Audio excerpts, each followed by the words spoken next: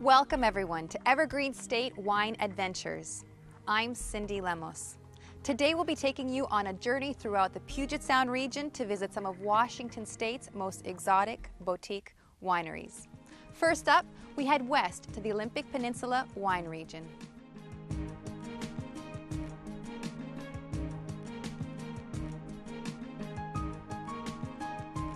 From dual operating wineries and cideries to elaborate sustainable farms, this region features them both.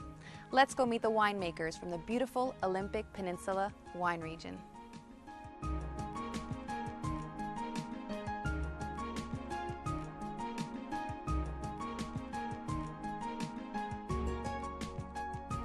Fin River is a 33-acre working organic family farm and artisan winery specializing in hard ciders and spirited fruit wines. We've been here since 2002. My husband Keith and I came to the land looking for a authentic and wholesome life on the land, and then my husband Keith got interested in fermenting and joined with our partner Eric Jorgensen to start learning the craft of cider and winemaking.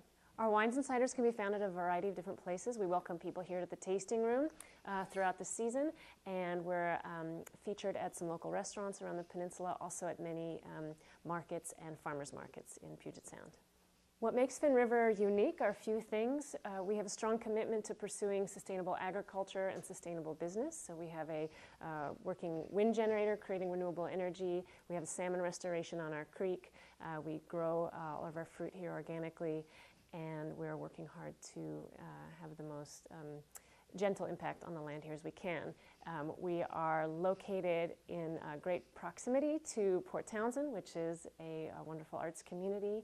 We're easy to access from the highway passing through the Olympic Peninsula, and we're really committed to building community. We want folks to come out to the land, walk the land, have an experience of a working farm, connect with farmers, see the land growing and being fruitful and productive. You can also visit us on our website, and we have our full product line available on an online store, and also wine and cider clubs that we warmly welcome people to join.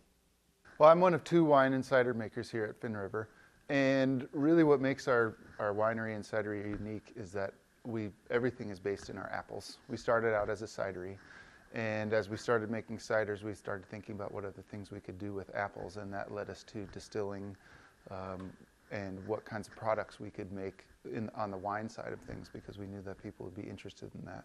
So we started off exploring ideas for wines that were related more to stronger sipping wines and liqueurs.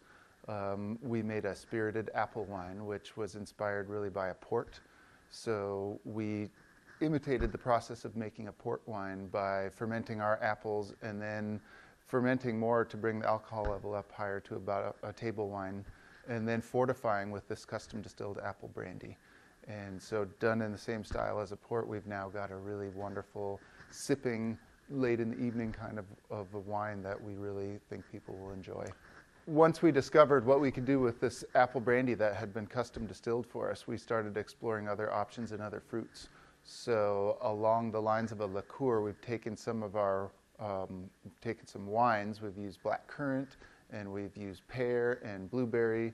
We've got plans for a raspberry and a blackberry. So we'll take these wines and fortify them with that same brandy and make a really wonderful, sweet, strong dessert drink for late in the evening that you can sip on.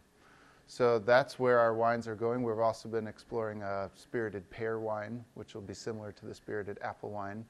And in the future, we also plan on producing some regular table wines out of apple, possibly out of grape, and other fruits, which I think is one of the things that makes us unique. We're really looking to explore all of the possibilities for all of these different fruits. And I know as myself as a cider and winemaker, it's really broadened my perspective on what's possible to do with some of these different fruits. So it's been a fun process.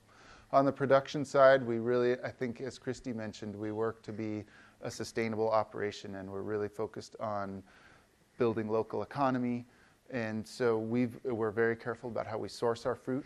So the fruit that's produced here on the farm, most of it goes to the market, but they're expanding their fruit production because of the cidery and the winery. And any fruit that they're not able to sell at the market will go into our products. beyond that, because we probably don't have the capacity to grow everything that we need here for our products, we've really committed to sourcing all of our fruits in the Northwest here in Washington and sourcing them organically and building relationships with the people that we get our fruit from so that we know where it's coming from and who's growing it. So that's something that we feel is really unique about our products and something that we take a lot of pride in. We use a very old traditional process, and each bottle is handled by hand. It's riddled on a rack for 6 weeks. We degorge the cider by hand, one bottle at a time. We cap them one bottle at a time. So we don't use a lot of machinery. It takes a little bit of effort and extra work, that handcrafted element of things. And we often find ourselves juggling between the labor intensiveness of our methods and the cost of hiring people to handle each bottle one at a time versus trying to find a more efficient way to do something. But when we get into those conversations, we find ourselves really going back to the root of our mission, and that's really to be a part of this local economy.